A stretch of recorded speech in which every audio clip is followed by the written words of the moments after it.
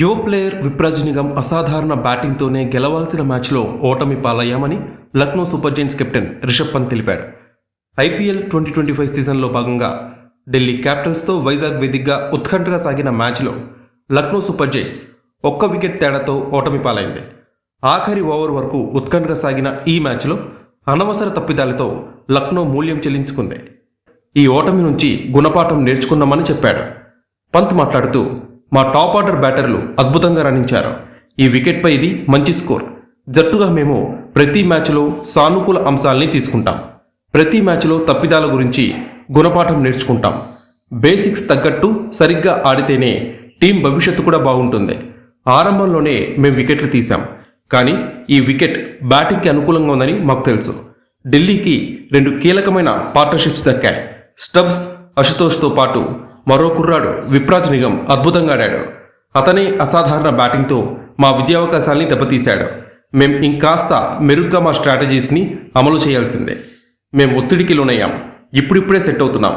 ఈ మ్యాచ్లో మాకు చాలా సానుకూల అంశాలున్నాయి. ఈ మ్యాచ్లో లక్ కూడా కీలక పాత్ర పోషించింది. మోహిత్ శర్మని స్టంపౌట్ చేసే అవకాశం చేజారింది. అయితే క్రికెట్లో ఇవన్నీ సహజమే. ఇలాంటి వాటిపై ఫోకస్ పెట్టకుండా మెరుగైన క్రికెట్ ఆడాలని రిషబ్ పంత్ చెప్పుకొచ్చాడు. ఆఖరి ఓవర్లో మోహిత్ శర్మని స్టంపౌట్ చేసే అవకాశాన్ని రిషబ్ పంత్ చేజార్చాడు. ఈ స్టంపౌట్ చేసి ఉంటే గనక ఢిల్లీ ఆల్అౌట్ అయి లక్నో గెలిచేది.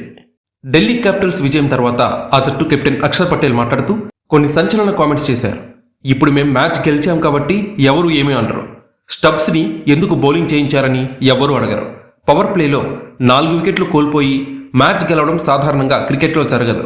కానీ నేటి కాలం క్రికెట్లో చాలా మారుతుంది. కాబట్టి ఒకరు క్రీజులో ఉంటే చాలు. ఒక బౌలర్గా ఇదంతా ఒక మైండ్ గేమ్ అని నేను భావిస్తున్నాను. లక్నో ఆట తీరు ప్రారంభమైన తీరు చూస్తే పవర్ ప్లేలో మేము చాలా పరుగులు ఇచ్చాం, కానీ చివరి 7 ఓవర్స్లో మేము వారిని కట్టడి చేశాం. మా ఆటగాళ్లు మంచి కంబ్యాక్ ఇచ్చారు. ఫీల్డర్లు కష్టపడి పరుగుల్ని ఆపారు. మా సామర్థ్యాలేంటో మాకు తెలుసు.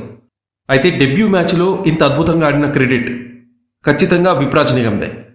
అతను ఈ ప్రదర్శన భవిష్యత్ మ్యాచెస్లో కూడా కొనసాగిస్తాడని నాకు నమ్మకం ఉందని అక్షర్ పటేల్ తెలిపాడు. ఇక ఈ మ్యాచ్లో రిషబ్ పంత్ పెద్ద తప్పు చేసి గెలిచే మ్యాచ్ని ఢిల్లీకి అప్పగించాడు.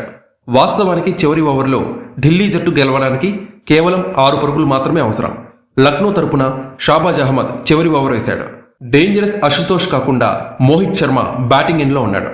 అటువంటి పరిస్థితిలో షాబాజ్ అహ్మద్ అద్భుతమైన ఫ్లైట్ బంతిని బౌలింగ్ చేశాడు. దాన్ని మోహిత్ ఆడలేకపోయాడు. ఈ బంతిని ఆడడానికి ప్రయత్నిస్తుండగా మోహిత్ తన కాలుని ముందుకు చాపి క్రీజు నుండి బయటకు వచ్చాడు. కానీ ఆ తర్వాత బంతి బ్యాట్ ముందు తిరిగింది. ఈ క్రమంలో రిషబ్ పంత్ మోహిత్ని అవుట్ చేయడానికి మంచి అవకాశం లభించింది. కానీ పంత్ బాల్ని పట్టుకోలేకపోయాడు. మోహిత్కి మంచి ఛాన్స్ లభించింది. ఈ మ్యాచ్లో ఇదే అతిపెద్ద మలుపు. ఇక ఈ మ్యాచ్లో పంత్ ప్రదర్శన చాలా పేలవంగా ఉంది. 0 పరుగులకే అవుట్ అయ్యాడు అని అక్షర్ పటేల్ చెప్పుకొచ్చాడు.